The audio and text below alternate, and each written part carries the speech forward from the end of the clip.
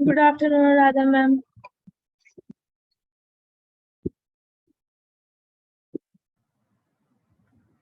Good afternoon.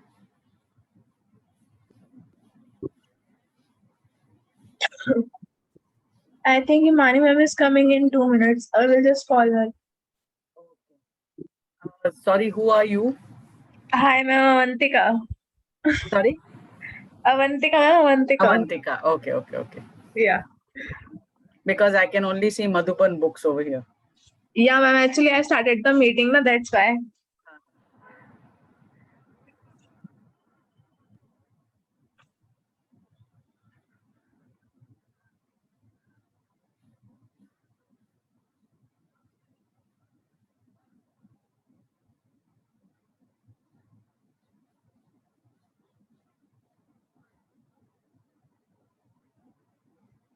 Avantika, I'm just trying something, okay? Okay, sure, ma'am.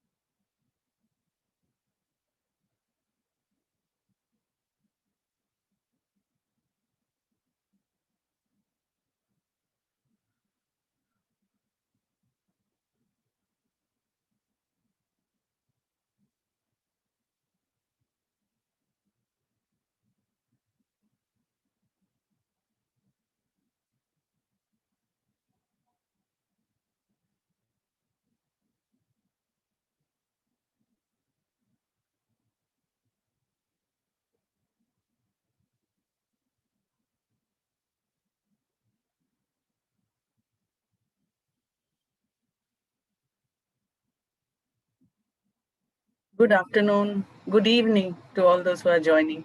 Good evening, Anuradha ma'am. Himani here. Good evening, Himani.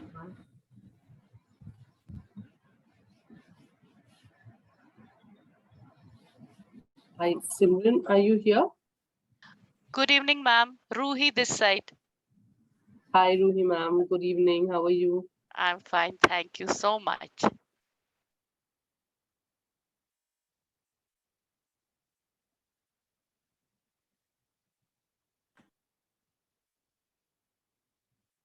I feel a very, very warm welcome to everybody who is joined in this session.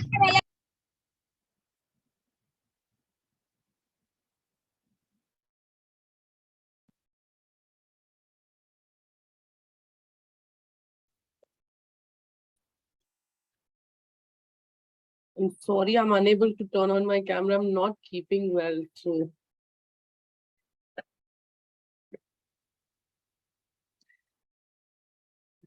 I don't want to spread the infection with my looks today.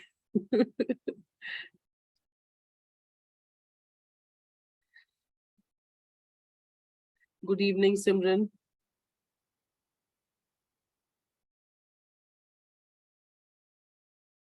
Simran, I'll have to make you the co-host. Yeah, I figured.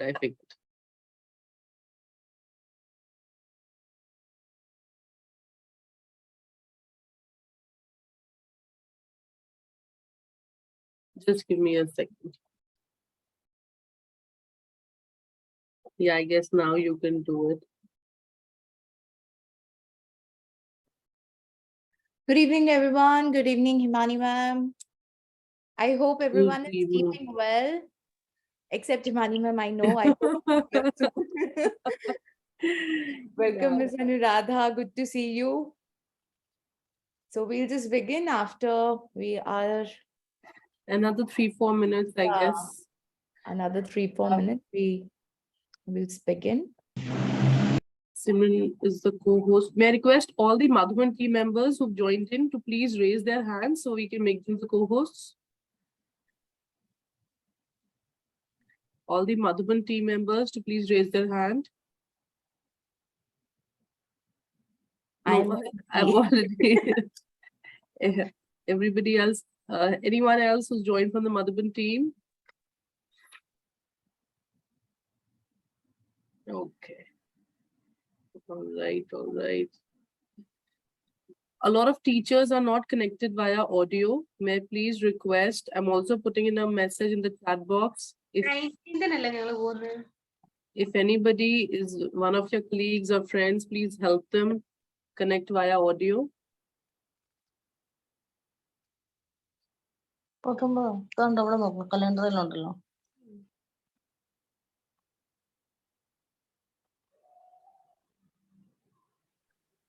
I think we have got a good number of participants currently, Himani ma'am. We have got 84. Let's wait for a few. Yeah, let's wait for another 2 minutes and then we'll take a start on this. Sure, sure.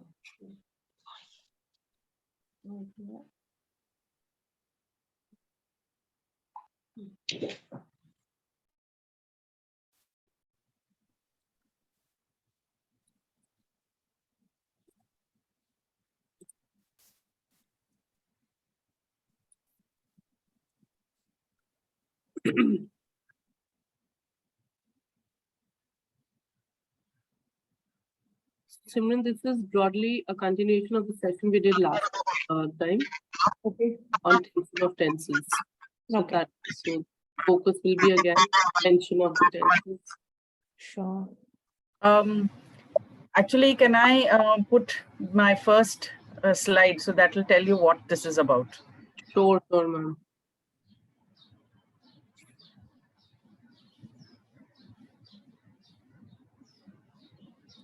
God made everyone join in. Yeah. People still joining in, so it's We'll going keep them, we'll let them keep joining in. We've crossed 100. So I think that's a good number. To begin with, it's 401. Okay. All right, I'll just do a very quick, I'll introduce you and then we'll take it from there. All right, good evening, everybody, and welcome to this wonderful session of the Commune this evening. I'm so sorry I'm off camera today, and I'm very happy to see such a good number of teachers who have joined us here today, and that too on time. I appreciate that a lot. And now I'm putting everybody on mute. Okay, I've just muted everybody so that we can carry on with the session a little peacefully. If you have any questions during the session, please feel free to put it on the chat box. I am there. I'm active here on the chat box. I'll pick up all your questions. Today, your host for the session will be Simran. Simran is my colleague from Madhuban, and she's an exceptionally good host. She'll make sure all of you are engaged and you'll love connecting and talking, and interaction is very interactive throughout the session. And if you have any queries regarding the previous session, which was on tension on tenses, please once again feel free to put it on the chat box. You can raise your hand and I'll note down your name. We'll prefer to keep all the questions for the last so that the session runs smooth, and we'll dedicate the last 10 to 15 minutes to your queries. I've put everybody on mute, so you cannot unmute yourselves. There'll be moments and times when the resource person allows us, we'll unmute you, we'll allow you to unmute. Otherwise, by chance, if it happens, what happens is the whole session gets interrupted, which we would not like, right?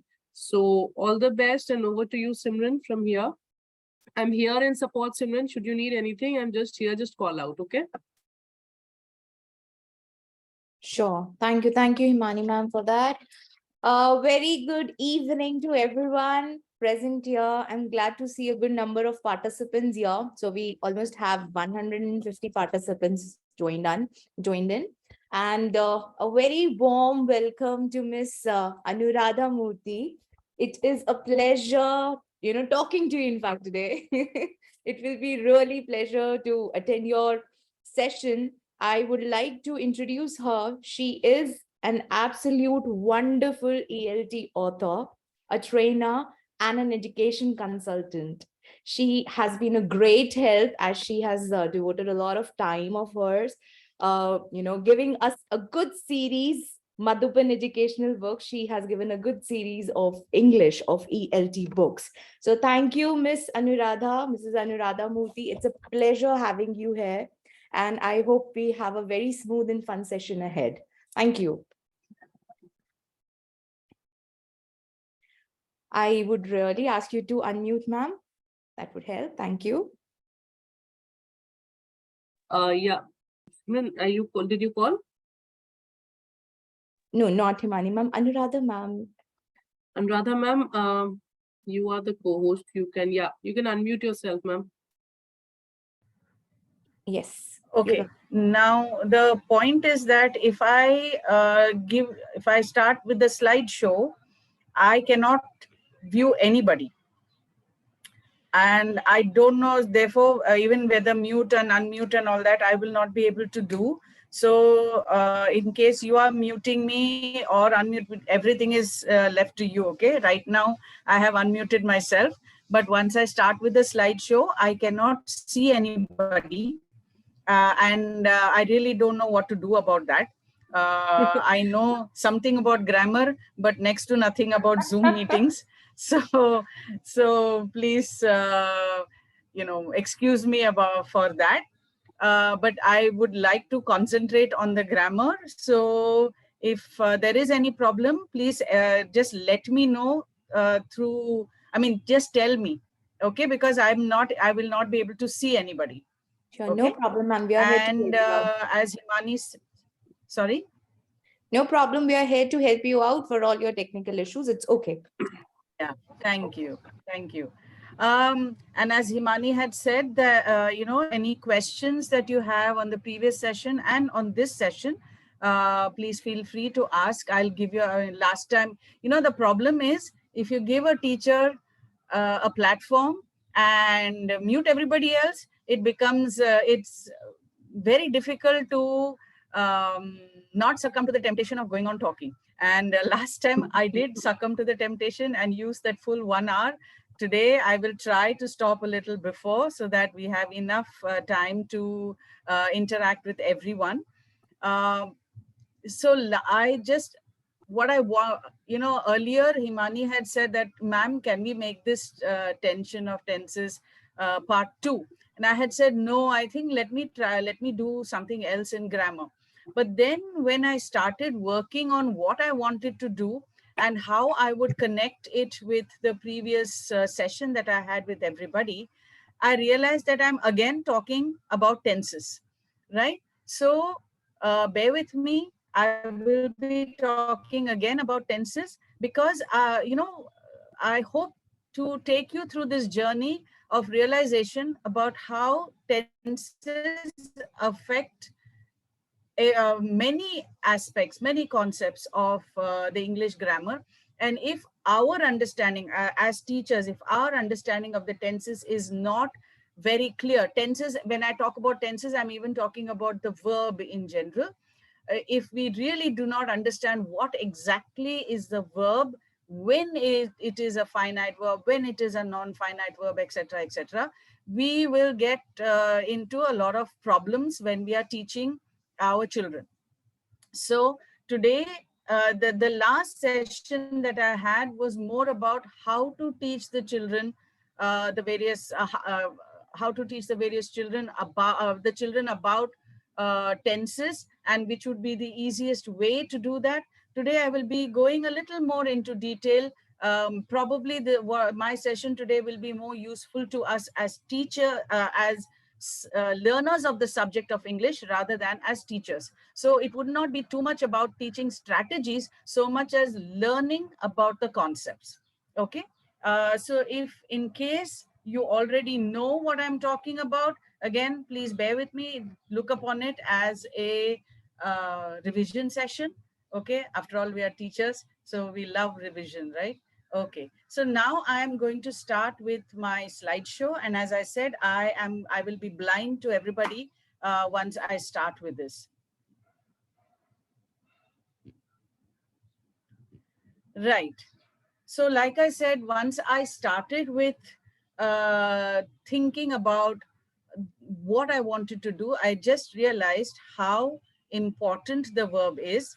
And that's why I named it that as the omnipotent verb. And it's all pervading Vahan, which is the tense. So let's get started with understanding a little more about this. Before that, I want a quick recap of what we did in the last session. And for those who did not join us in the last session, this is a very quick look at what we had done. What we had looked at was that we cannot speak without the use of a verb. So when a child, even when the first sentence that you start speaking in English to a child, you are going to be using verbs.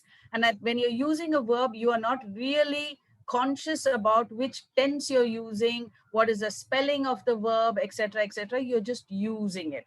So this unconscious process, which is there, of learning, we should capitalize on this. Once we realize that this unconscious process of using a verb is there already, it's like in the bank of the child's mind, we should use this and adapt our conscious learning methodology to it. And what is that conscious learning methodology that I had outlined last time? That is that when you start with the identification of a verb, you give various pictures: walking, sitting, talking, swimming, etc. So that is actually very close to the present continuous tense, because all that you are going to have to teach the child late after that is I am walking, she is sitting, they are swimming, things like that. So it becomes very easy to move from identification of a verb to the present continuous tense of the verb, because all the time we are using the present continuous. We are not using the simple present tense while talking. So actually the simple present tense is not simple at all. So we should first start with the present continuous tense. From there, we go to the past continuous tense, okay? Because I am walking, it is very easy to move from I am walking to I was walking, and then to I will be walking. Now, from the future continuous tense, we move to the simple future tense. Why? Simply because it is easy to teach the children how to form the simple future tense. I will be talking about the form and usage in a little while, so bear with me. So from the future continuous tense, we move to the simple future tense, from that to the simple past tense, and finally to the simple present tense. Now, those of us who have been brought up on Renan Martin and who think and breathe, and every pore of our being is filled with Renan Martin, would be absolutely shocked, appalled at what I am saying, horrified at what I am saying, because it does not follow the exact system. But what I am suggesting to you in this method is the method that our mind uses in order to speak. This is how we speak. What is easy? What is the first thing that we learn when we speak? The tenses that we use when we use Anuradha the ma'am, most. I'm sorry to interrupt. Have you started your screen sharing? Sorry? Have you already begun your screen sharing? Yes. No, ma'am, your screen is not visible. It's just you are visible. Oh, okay. Just a minute. Yeah. So all this while you're saying that my PPT was not visible? No, ma'am, no. It was just you. Okay, just hold on. I'm so sorry. Yes. Let me see.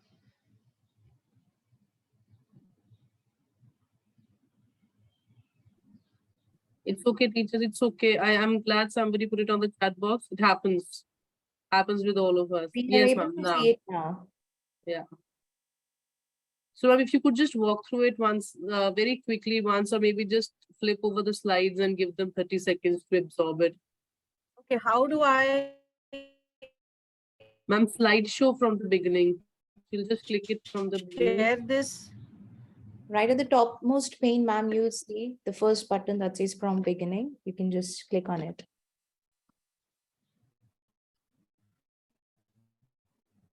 Sorry. Ma'am, we can see the slides now. So we are your PPT is visible now. Really sorry. I really don't know how to do this last time. No problem. You can And see right this at the slide? top, right at the top, do you, yeah, no, right at the top, do you see there is, Sorry, I can't hear you now. can you hear me Hello. now?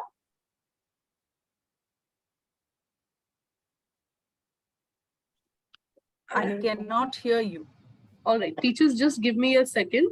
Simran, I'm just connecting with Anuradha ma'am on the call. I'll just get back to you. Sure, sure.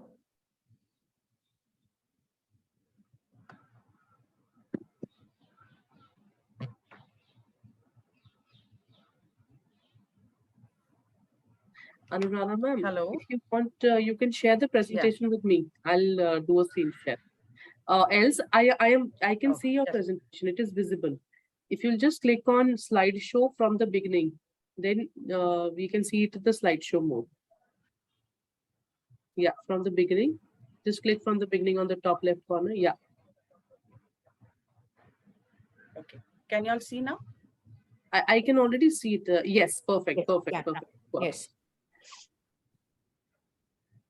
Can everybody else see Yes, it? yes, Yes, ma'am. we Yes. Can you Alright. hear us? All right. Can you hear us, ma'am? I can hear you. Yes. Can you hear me? Yeah, we can. Yes.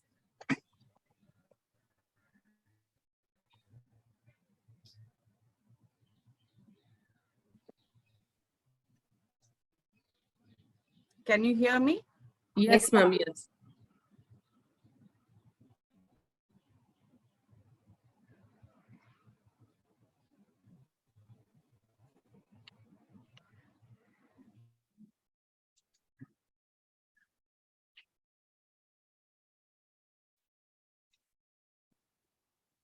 Even I think it's some network connectivity issue. Internet issue. Can you Hmm. please ask ma'am to join back again Yes, yes, yes, yes. and yes. clear all the cache that we have there? Hmm. That will really help her to boost it out. Hello, ma'am. I think your internet connectivity.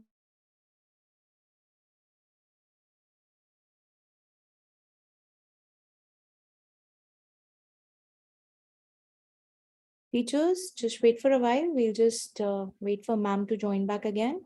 Probably she's facing some internet issue.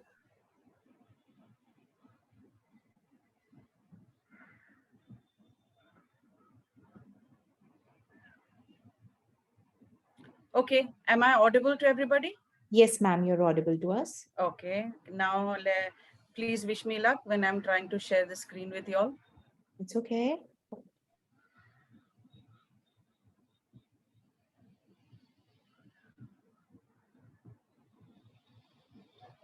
Okay. Can you all see? Yes, we can see your screen. Okay. You can see the screen and you can hear me, right? I can hear you. I can see your screen. Perfect. I request you if you could just put it down on the Zoom mode by clicking from beginning. Just a sec.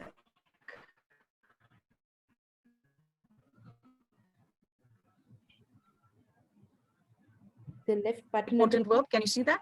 the left button at the top that says from beginning. Simran, Anuradha ma'am, let's keep it this way because it's visible. The slides Yeah. are No, pretty the much minute I put visible. it on slideshow. Yeah. Sorry.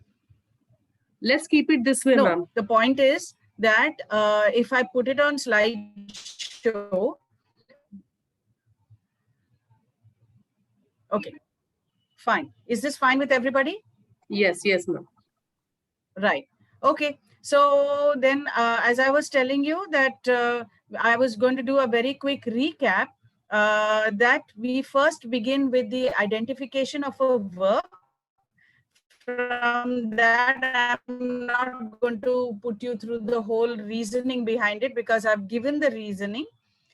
Use of the present continuous tense, then how you form the past continuous tense, how you go on to the future continuous. From there, you go to simple future tense, then simple past tense, and finally you come to the simple present tense, because this is the way that we generally learn language, other languages.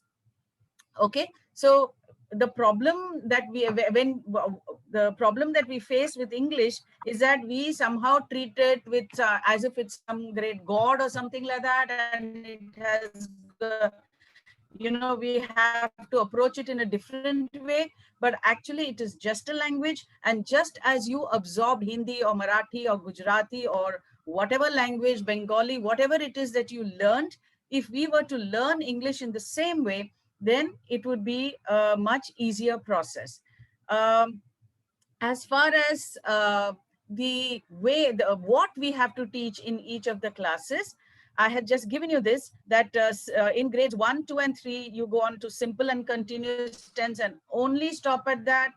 Grades 4, 5, and 6, you go to simple, continuous, and perfect tenses.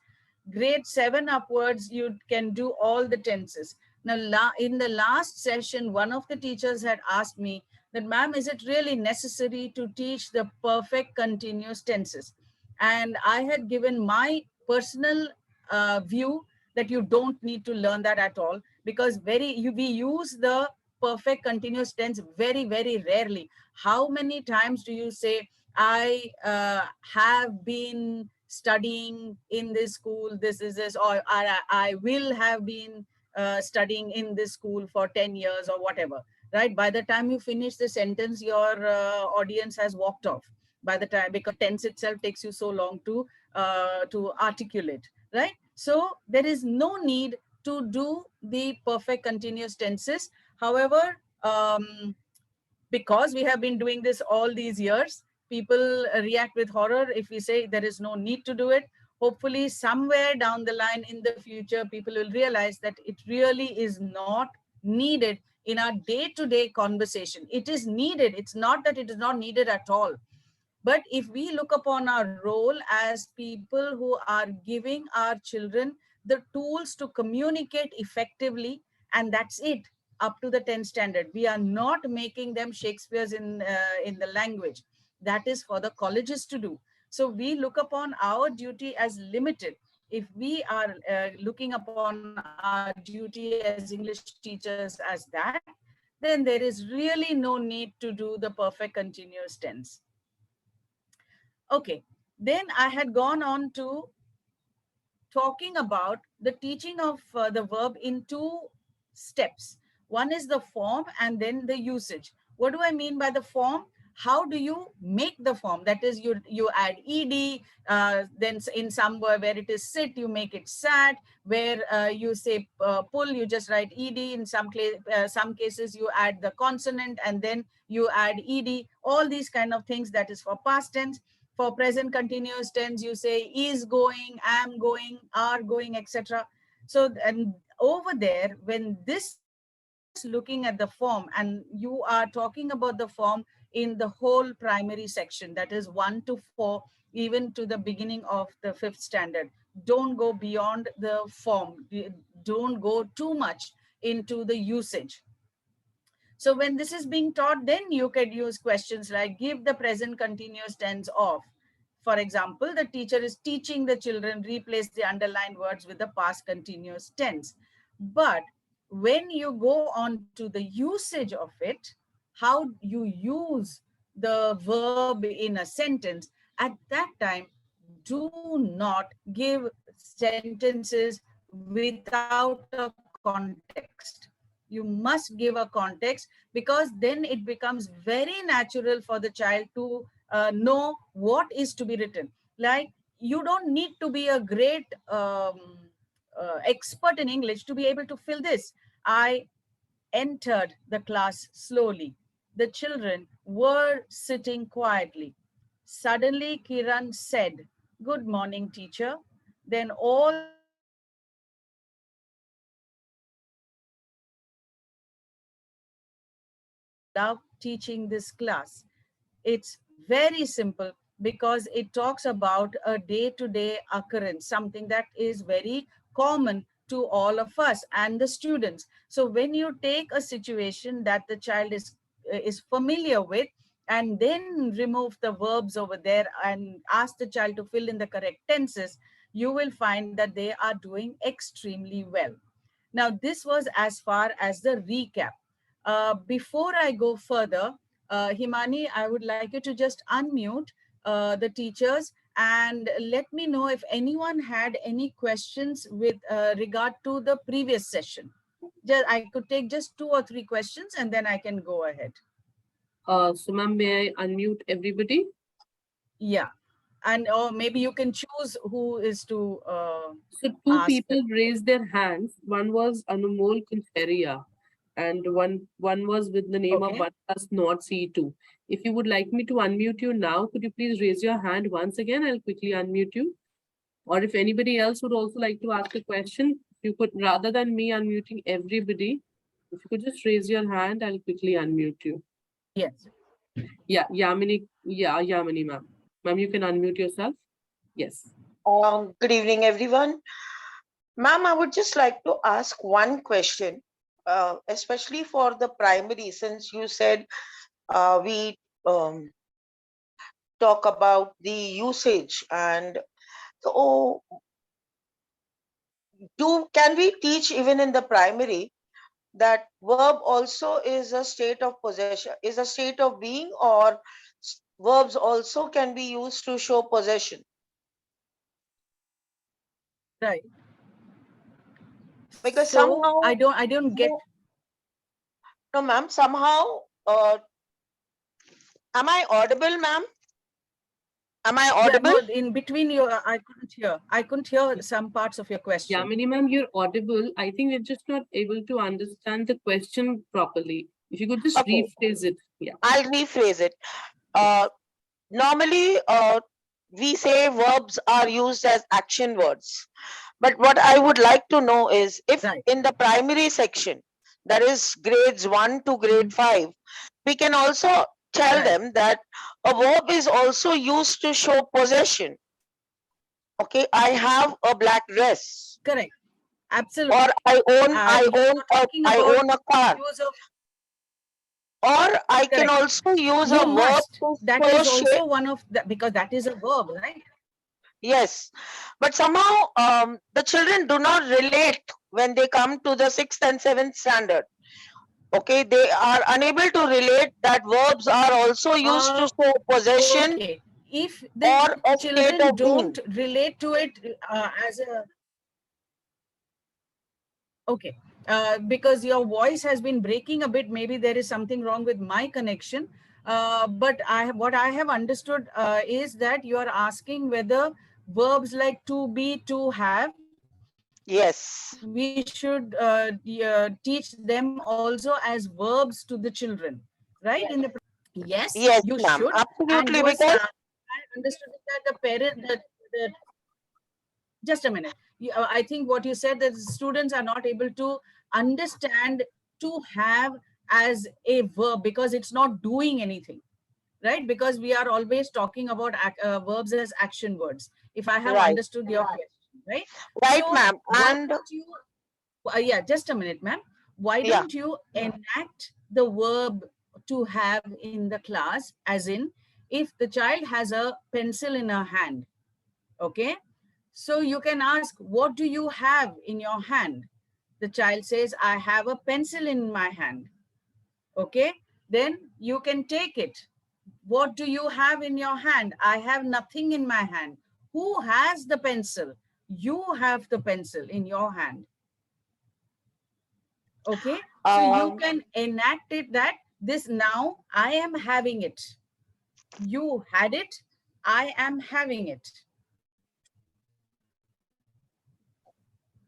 Okay, so simple things like this you can enact in the class and show that have is also a verb, because to have, I mean, not that every time it works, but in this, like to begin with, okay, when you're beginning the explanation of have, to have, what did I do?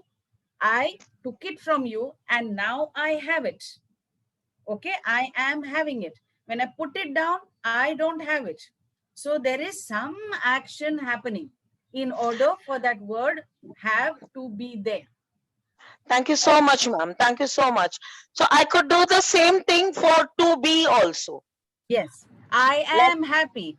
I am Yesterday, happy. Absolutely. that way. Thank you so much. Thank you Yeah. so much, ma'am. Yeah. Any other question regarding, yes, whatever I have done so far, because then otherwise I can go ahead. Miss Kathy Thomas. Himani ma'am, could you please help her to be unmuted so that she can ask her question? Okay, I think, Simran, or we can just read out her question. If you could just read out her question, let's take it up that way. Okay. It's actually not that clear in the chat box. So that's the reason I would Should want. the children be taught the three forms of verb? Okay. Ma'am, Kathy ma'am is asking, should the children be taught the three forms of verb before teaching the tenses in class 5? Please, please, please, please. No 2 forms, 3 forms, no nothing. You just teach it as you are speaking. You create conditions in the class. Okay, a simple thing as making milkshake. Okay, how do you do it? You can even just do it, or even make a sandwich in the class. What am I doing? I'm taking a slice of bread. I'm applying butter. Okay, then yesterday I made milkshake. What did I do to make milkshake? I took a glass, I poured milk into it, things like that. So you use day-to-day things to explain the tenses. Do not go into, last time I had said, it makes things extremely difficult to understand if you go into the details of that V1, V2, V3 and all that. We think we are making it clear to the children, but we are actually making it more difficult. The more you explain, especially something like verbs, the more actually difficult it becomes. It is like I had given the example of breathing. If I just tell you breathe, you can breathe. But if I were to say, take the air in through the right nostril, let it go into your lungs and all, when you don't know what is a nostril and what is a lung, okay? So first you have to explain to the child, this is a nostril, lung is inside. Okay, where is it inside? All that. Why go into all that? Just use the language. Ma'am, we'll take up one last question before we move ahead. Okay. Sucharita ma'am asked that is it more appropriate to teach modals separately? Okay.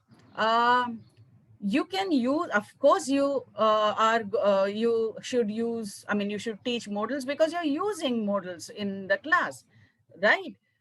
What should you do? You should keep quiet. Okay. The child is saying, can I go to the bathroom? You are telling the child, no, it is not can, it is may. May I go to the bathroom? Miss, may I enter the class? The child is using it all the time. Okay, you should not talk in the class. You should do this. We are using it. If we are using it, why not teach it? So first use it and then teach it. Ma'am, Okay. Kathy ma'am has a follow-up question. She says, then how can we go about with perfect tenses? Like I told you, teaching of the perfect tenses comes a little later, but you are using it. Don't you, when the child is writing, have you finished writing your work, children? Have you brought your books? Which tense are you using? You're using the perfect tense. And when the child says, ma'am, I had given you the book yesterday itself, she's using the past perfect tense. You're using it all the time. Okay. When you're taking the grammar book, all that you're doing is you are formalizing what you're informally doing. Perfect. I think, ma'am, we'll move ahead. Yeah, can we go Meena ahead? ma'am, And then, of course, I will take further questions. Meena ma'am, I saw your hand raised. We'll unmute you and we'll take up your question towards the end. Anjana ma'am, I would request you to be a little more clear with the question instead of just past tense. And over to you, Anuradha ma'am. Okay. All right. So can you all see the screen still? You can see it? Yes, ma'am. Yeah. All right. So as I was saying, when I was thinking about verbs, I found that verbs actually impact many, many concepts, from phrases and clauses to simple, compound and complex sentences, direct and indirect speech, active and passive voice. And I will take you through each of them very, very briefly, because each of them we will deal with in detail in the sessions to come. But I am right now looking only at how the verb functions in these concepts, okay? Not the rest of the concept. So let's look at the verb and how it impacts phrases. So how do we define a phrase? We say that a phrase is a group of words that has no verb or no finite verb. Okay. So what does this finite verb mean? Okay. A finite verb, if you look at it, basically is just a verb through which you can find out the time when an action takes place. For example, when I read the sentence, the boys were jumping into the pool, and I ask you which tense is it, you will say past tense. No doubt about it. Okay. Maybe some of you grammar teachers will say past continuous tense, right? So it was past continuous tense. Now I'm taking the same sentence and I'm adding a little more to it. And I say, the boys jumping into the pool looked happy. And now I say, okay, which tense are we talking about? Again, the answer is past tense. But did you look at this word jumping to know whether it was in the past tense or not? No. Automatically, you looked at looked and then found out that it is the past tense. Here in the previous one, you looked at were jumping and then you realized, oh, this is in the past tense. So you automatically looked at another word and then decided that it is in the past tense. If I just look at the boys jumping into the pool only, I have no clue whether the person is talking in the present, past, future, whatever tense. I don't know. I need this looked to understand that it is in the past tense, right? So this is pretty simple. Fine. So now come to non-finite verbs. So what are non-finite verbs? They are participles, they are infinitives, they are gerunds. Now, these are all wonderful things, labels that we know about. But let's see whether we can use this in a sentence on its own, by itself. So, Himani, I'm going to request you to unmute people again. I want us to make the longest possible phrase starting the old woman. Can you give me something else to add to the old woman and still keep it a phrase? Can somebody do that?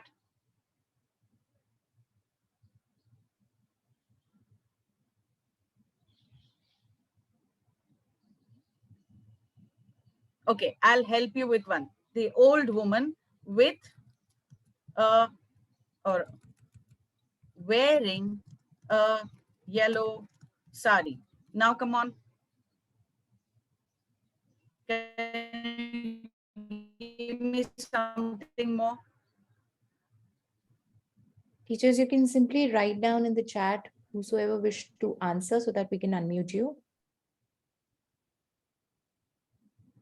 Okay, we have got one answer. That is, the old woman working endlessly despite her poverty continued endlessly to toil and labor in spite of the innumerable hardships that she suffered. Then we have got Okay, another. one sec. Working despite her. Come on, Okay, so she teacher, said, this thing. You can do better. Despite her poverty, you can continue. add words before or after. So let's just make it the longest possible phrase. Okay, so do you want me to repeat what Ms. Sucharita has written? Sorry, Simran, your voice is breaking. Okay, can you hear me now?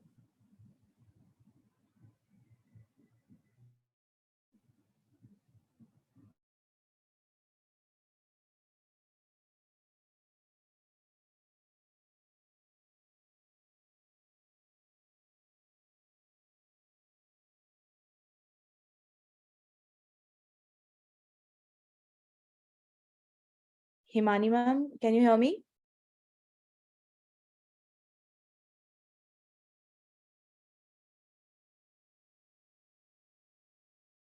Ms. Himani, can you hear me?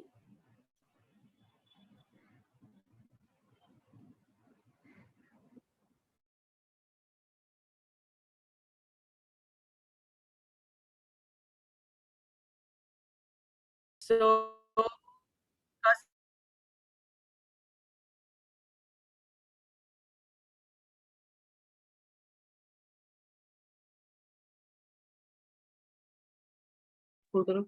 Okay, Himani ma'am, can you hear me?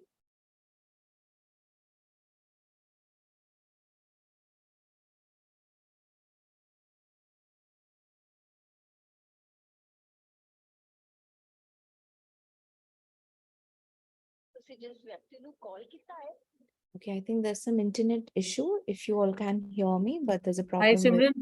yeah, What happened? Anuradha ma'am is back. yes, she's back now. okay, can you all hear me?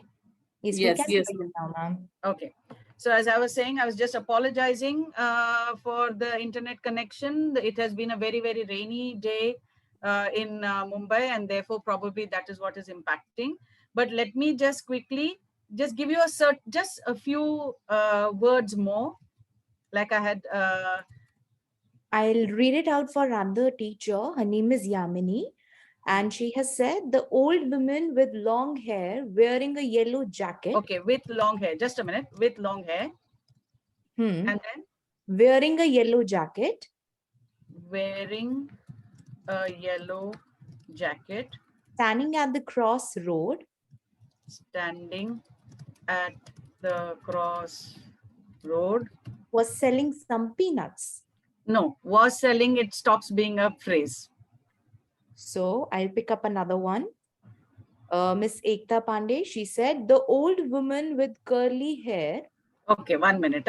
Let's just add here. With and we'll keep long hair. With curly long hair. Is wearing a gown. When you say is wearing, it stops being a phrase. Great. An old woman holding stick and walking. Okay, 1 sec. With curly, they're wearing a yellow jacket. Holding a walking stick. Okay, the next one that I would read out is the old woman wearing a sari makes me remember my grandmother. Okay, makes me remember stops being a phrase. Okay. Teachers, come on. I'll read out one more. That is the old woman feeling lonely decided to walk to the park. No, decided stops being a phrase. Great. So I'll find another one. One of the teacher wrote with gray hair. Okay, 1 sec. With curly, long, gray hair. And then we have wearing a yellow sari and carrying a huge basket. Yellow, instead of a jacket, let's take sari. And carrying the Sari huge basket. and carrying a basket. Or let me add on her head, holding a walking stick, standing at the thing. And then we have another one, knitting a scarf. Old women knitting a scarf. Okay, come on. Now she can't be standing at the crossroad and knitting a scarf. That's true. Okay, she's carrying a basket on her head. She's holding a walking stick. Poor thing is standing at the crossroad and working. Okay. Yeah. So Sorry. we have another one. The old woman being affected by poverty and crippling age. And working. So I'll repeat. It says, the old woman being affected by poverty and crippling age.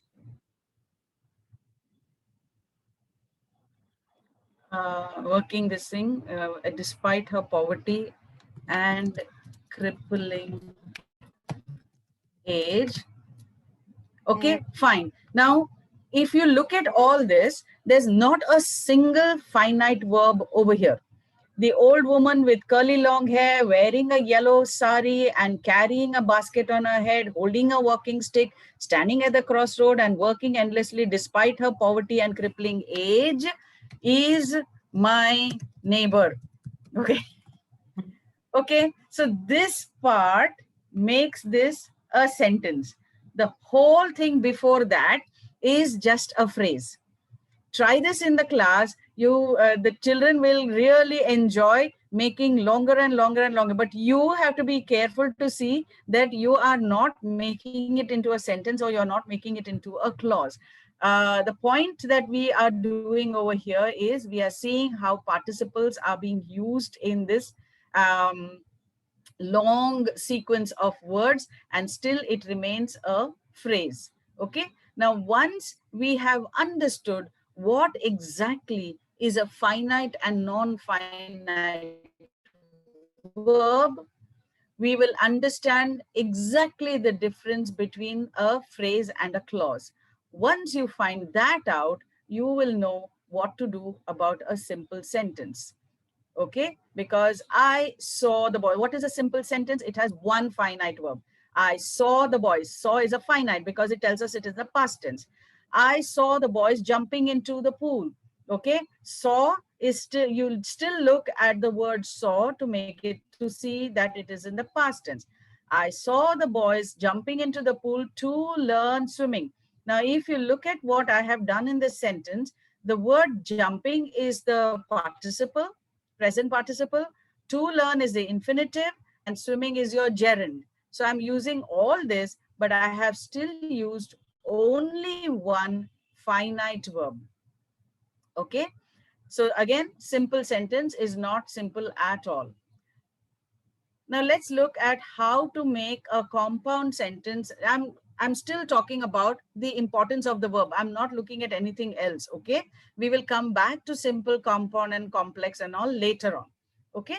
So compound sentence is, I plucked the flowers as I wanted to decorate the room. Make this into a simple sentence. So I can do it as, I plucked the flowers to decorate the room. I plucked the flowers in order to decorate the room. I have used what I wanted to decorate. I have made it into to decorate the room. This is a phrase. So since this is a phrase, I have made this into a simple sentence. In order to decorate the room, I'm still using a phrase. Now what happens? The next type, wanting to decorate the room. So here wanting is a participle, to decorate is an infinitive. So this part of the sentence is still a phrase. And so I am still in the simple sentence. Now look at this one. I plucked the flowers because of my desire to decorate the room. The minute you look at the word because, I am sure most of you are saying, oh, this is a complex sentence. Right? But look at the sentence again. How many finite verbs can you find in the sentence? I'm not waiting for you to answer. If we were in an offline mode, I would have asked you and we could have, had the interaction. But here, I plucked. Desire is not, is a noun. To decorate is an infinitive. So we have only one verb. The differentiation between a simple sentence and a compound or a complex is that there has to be only one finite verb. The minute you have two finite verbs, it becomes a compound sentence or a complex sentence.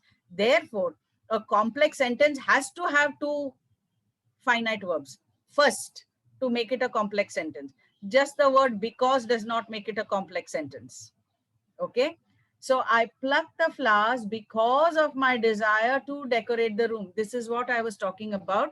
The absolute importance in for us to understand what is a verb, what is a tense, what is a finite verb, so that we don't get confused about all this when we are teaching our children. Okay. Miss Anuradha, we have another question. I'm sorry, that is related to sure. what you have said. It is plucking the flowers. I wanted to decorate the room. Can this be applicable for complex? That's what the teacher is asking. No, when you say, suppose you take the sentence, plucking the flowers I wanted to decorate, it's a simple sentence, yes, but it does not answer the question. Let's look at the sentence again. I plucked the flowers as I wanted to decorate the room. Now, if you say, plucking the flowers I wanted to decorate, you're saying while plucking the flowers, you wanted to decorate the room. You're changing the meaning of the sentence. Okay, right? So you cannot say plucking. Maybe you can say something like, I wanted to decorate the room by plucking the flower. No, even that does not come as the sentence. I hope I am clear in why it is not acceptable. Okay. Let us quickly look at these sentences. Are you sure of his success? Can somebody write in your chat box or whatever, which kind of sentence is this? Are you sure of your success? Simple, compound, or complex? So we've got an answer that's simple. Perfect. Why? Where's the verb?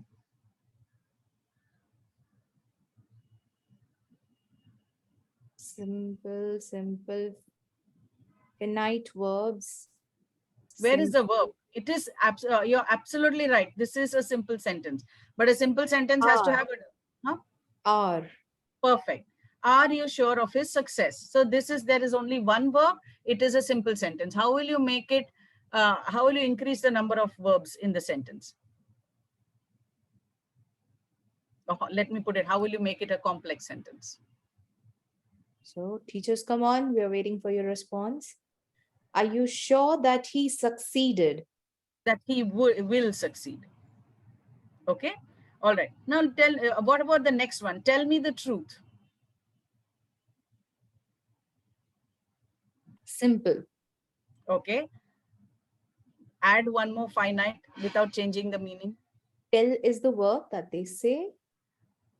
Perfect. And tell me what is the truth. Perfect. Absolutely. Now let's jump down. Let's take the last one because we are running short of time. I remember the day that we met very well. What kind of sentence is it? Complex. Perfect. Which are the verbs? Come on, teachers. Okay, so again, we have got it from Sucharita. It is remember. But they have to be two. Remember and met. That is what they said. Yeah. So how will you make this into simple?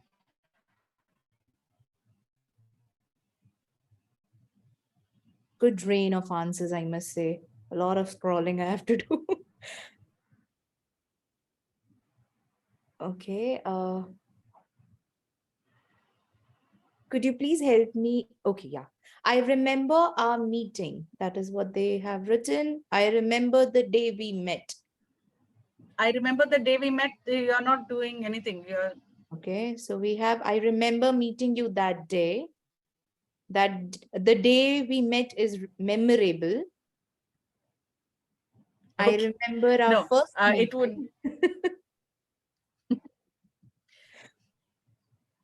I remember very well the day of our meeting, or I remember the day of our meeting very well. Okay, teachers, actually, I have much more in the other parts of other concept, but I shall stop now and let you speak. All the questions, please go ahead and ask me. I'm most happy to answer if I can.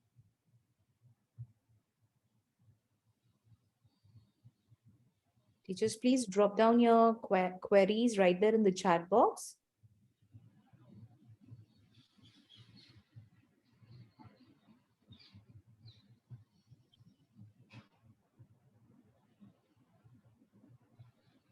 Ma'am, you can stop sharing the screen. Yeah, how do I? Yeah, okay, yeah, there, I got it.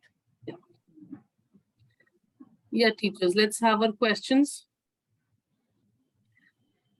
They're still trying on with the answer for the last one.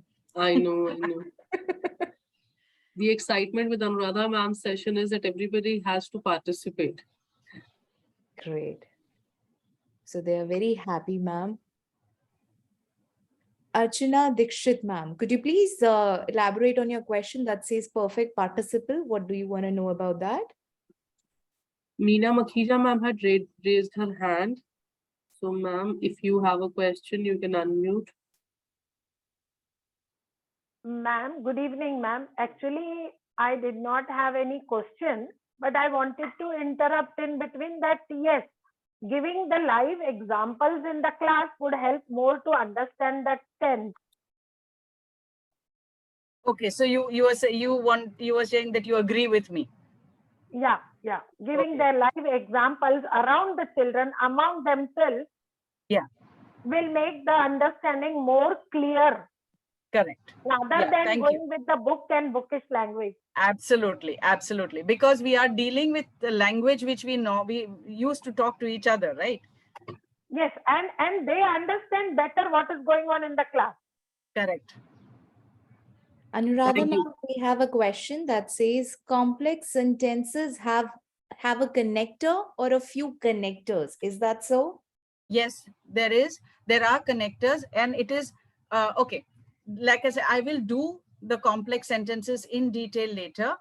But what I wanted to point out is that we as teachers, the minute we see the word because, we decide that it is a complex sentence. But what do we have to see? We have to see in a complex sentence whether there is a main clause and a dependent clause, two clauses. That means each of those clauses have to have finite verbs in them.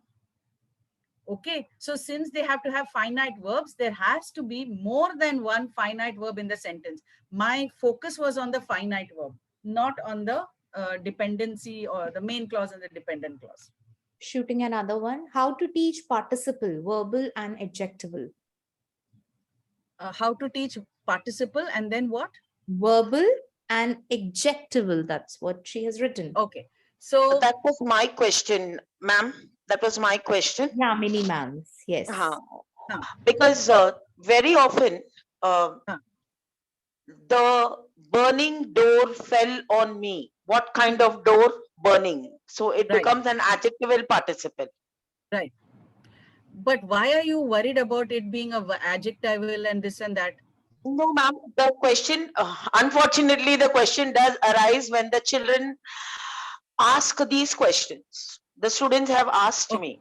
So So okay. I want to clear my doubt how to explain it to them.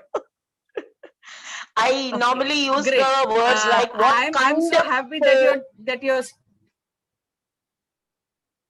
no, I'm Ma'am, I very can't happy that hear your you. students are grilling you like this, and that sorry. They really grill. Some of the good ones really question. Okay, so perfect, and it that makes the class that much more interesting. Like your question to me is making it so much more interesting to me. So see, what happens is when we look at a word, okay, we look at the function of the word in the sentence. Okay, it's like when you are in the class, you are a teacher. You may be a mother, a daughter, a sister outside the classroom, but in the class, you are principally a teacher. In the same way, burning door, the word burning is a participle. But what is it doing in that sentence at that moment? It is qualifying the word door. So it is functioning as an adjective. So you look at what exactly it is doing in that sentence. And then you talk about like what it is doing. Its label depends upon what it is doing in that sentence. Thank you so much, ma'am. Thank you so much. Himani ma'am, we have another teacher who has the question. She is Miss Sucharita. Could you please unmute her? I will do that. Meanwhile, if you can read Tapas Kumar Banerjee's question.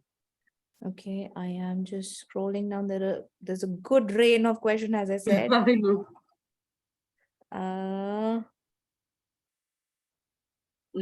I got that. Ram, question my motive dash meeting him. Fill in the blank with the preposition. Okay. Ram, question my motive dash meeting him, of meeting him. I So hope Tapas sir or ma'am, I'm sorry, I'm not sure from TPS Balco. Was that a question for ma'am? Fill in the blank. No. Listen, as teachers, look, we keep doing this because prepositions is one of the most baffling of concepts in the English language. We are never sure whether we are right. So we are constantly asking each other. So Okay. no problem. Ma'am, I had a question, ma'am. Yeah.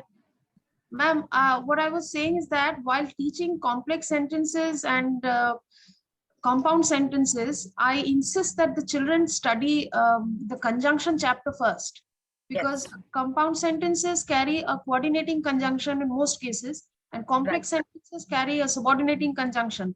My question to you is, am I correct? You are 101% correct, ma'am. And that is the way to do. In fact, I make things, what function as teachers is to make life easy for the children, right? So I tell them, you look at fanboys for the conjunctions. Right. Okay. I'm sure you know the acronym fanboys, right? Yes. So I tell them, if none of these words are there and you have two verbs in that, means it's a complex sentence. Yes, ma'am. The point is that I suppose, like you said today, that if we are teaching simple sentences, we have to first begin by teaching them finite and non-finite verbs. And if we are teaching them the other two categories, we have to begin by teaching conjunctions. Yeah, Ma'am, I always tell the complex sentence is actually the simplest to teach, and the simple absolutely. sentence It's is the very most difficult. complex to teach. Yes, ma'am. That it's very difficult to convert to a simple sentence. It's not that Yes. difficult to convert to a complex sentence. Right. Ma'am, one more question. It might be a little out of track, but since we are discussing tenses and conjunctions, the higher sections will have questions which is very common. That is no sooner and hardly. We have to do combinations with that. Now, Right. hardly, when, no sooner than, they are part of the conjunction chapter. Now, I have seen teachers, I don't know what's the logic behind it, but I have seen teachers saying that hardly must carry a had. Now, this is illogical, right? I'm just speaking out loud, because had refers to a tense chapter and hardly refers to a conjunction chapter. So No. basically, they Now should let's technically look. not be related. We are unnecessarily bifurcating that this chapter, that chapter. Hardly is a sentence by itself. It's a The sentence. only thing is you have to say you can use hardly did or hardly Or had. hardly. I'll give you a Both question, are ma'am. fine. I'll give you a question. As soon as it began to rain, the children ran in. So it'll be like, no sooner did it begin to rain than the children ran in, or no sooner, hardly did it begin to rain when the children ran in. Now, most of the teachers, what I see them doing is that hardly had it begun to rain. So basically, it's a violation of the instructions given in the question. This is violation of the First tense. of all, as soon as it began raining is what Right. the sentence would be, right? As Okay. soon as it began raining. Began So raining, no okay. sooner did it begin raining, Begin but to rain, yes. for the sake, like I said, you can say no sooner had it begun raining also. Both are acceptable. No, that's a difference in the tense, ma'am. So it's like, as soon as it began to rain. So one is simple past tense and the other one is past perfect. No, okay. Over here, we do not look at the tense. Because then the tense is we look at the tense only when it is present tense or past tense. We don't look at the breakage. For example, as soon as it begins raining, the children run into the class. So that is present tense. Then you say, no sooner does it begin raining. Okay, when it is a present tense. But if it was as soon as it began raining, the minute it is past tense, you can use did or had. Both are fine. Okay, that's in the Both are past fine. tense category. What you're Yeah, trying to say, ma'am. it's just past tense, present tense, and that's it. Okay.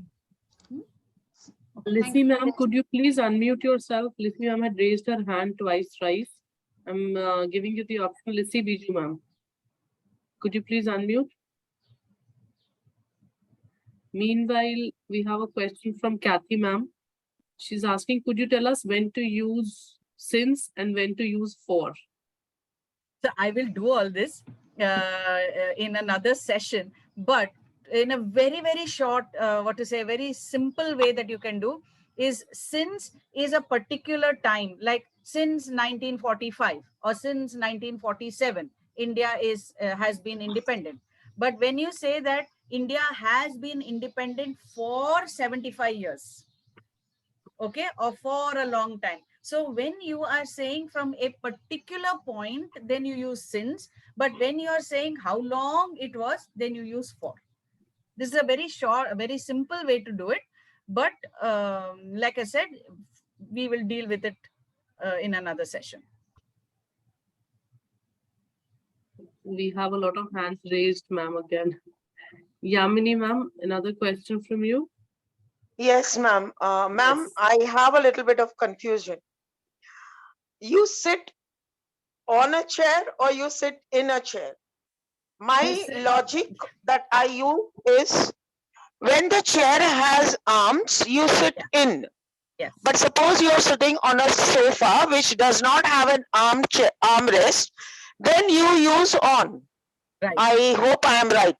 You are right, ma'am. I don't know why you're asking me the questions. You know all the answers. So No, you ma'am, sit- I don't know. But the problem is whenever I have other teachers, when this was a discussion between among other teachers, and all of them said that I am wrong. So I just thought I so would it get is a like this. feedback from you. Yeah, you sit in an armchair, you sit on a chair, and you Okay. sit at a table. Huh. Right. Okay. Absolutely. This was my answer to the other teachers with whom I was having this discussion. And they all said, no, ma'am, you are wrong. So I said, could be.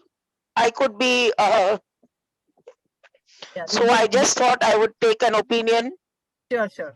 All We have another question, ma'am, that says, what should be used when a sentence begins with hardly? Hardly had or hardly did? Both are accepted.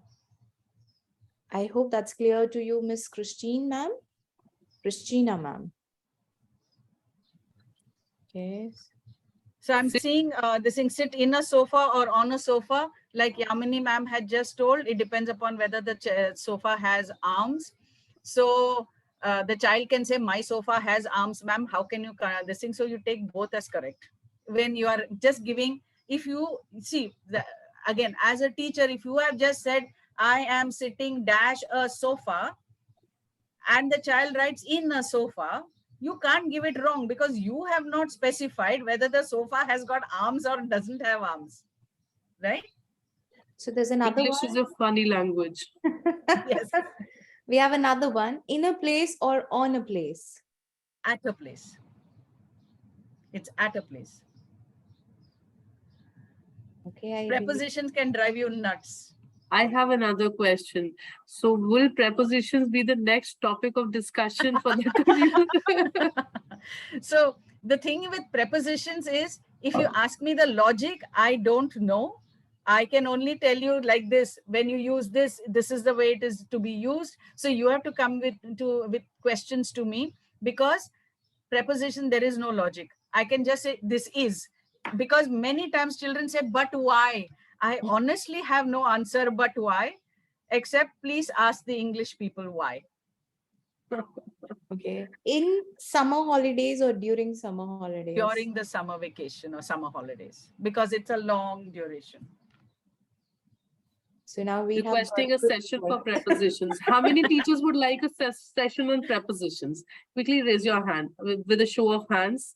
So the next session we can plan. Everybody. Ma'am, you would see a lot of yellow and white hands there on your screen now. I know. But then teachers, please come with questions, okay? Because if you were to expect me to teach anything, I have nothing. I will just say, this is the rule, this is how it is. I'm just going to give you pages from the grammar book. So you come with questions. I'm most. Excuse me, ma'am.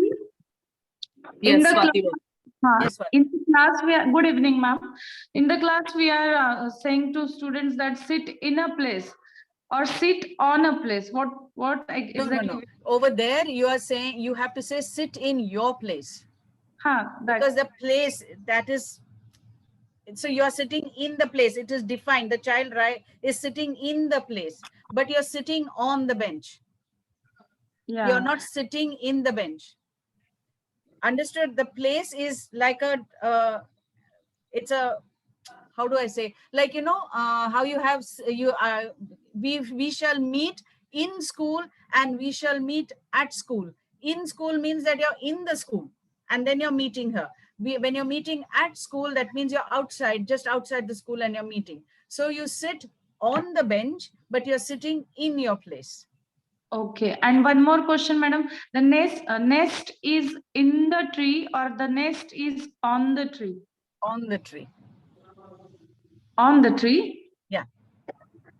I Okay. think we will have a lot of more questions. Yeah, now, everybody's asking prepositions. all related to prepositions. So Yeah. we'll see, Himani ma'am, what we can do related to that particular topic. I'll just, so teachers, I hope all of you are on my WhatsApp group. And if not, we'll be sharing a link with all of you who've joined with us today. And kindly consult your friends who are already a part of members of the commune and join the community. Then that way we'll, add you to the group, and there we'll share a sheet. What I understand from Anuradha ma'am is also that we'll share probably a Google form or something where you can put in a list of all these, this or this, this or this, this or this for prepositions. And in the next session, ma'am will be able to take it. Otherwise, today I had 300 plus teachers. So for 300 plus teachers to ask like even 2 to each is going to be like forever.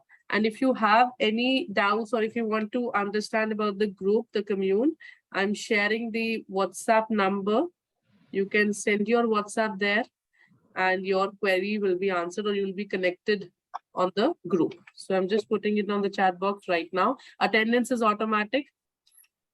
And the feedbacks will be shared to you. The feedback link will be shared to you via email. So all those who are asking about the feedback link, it will be shared via email.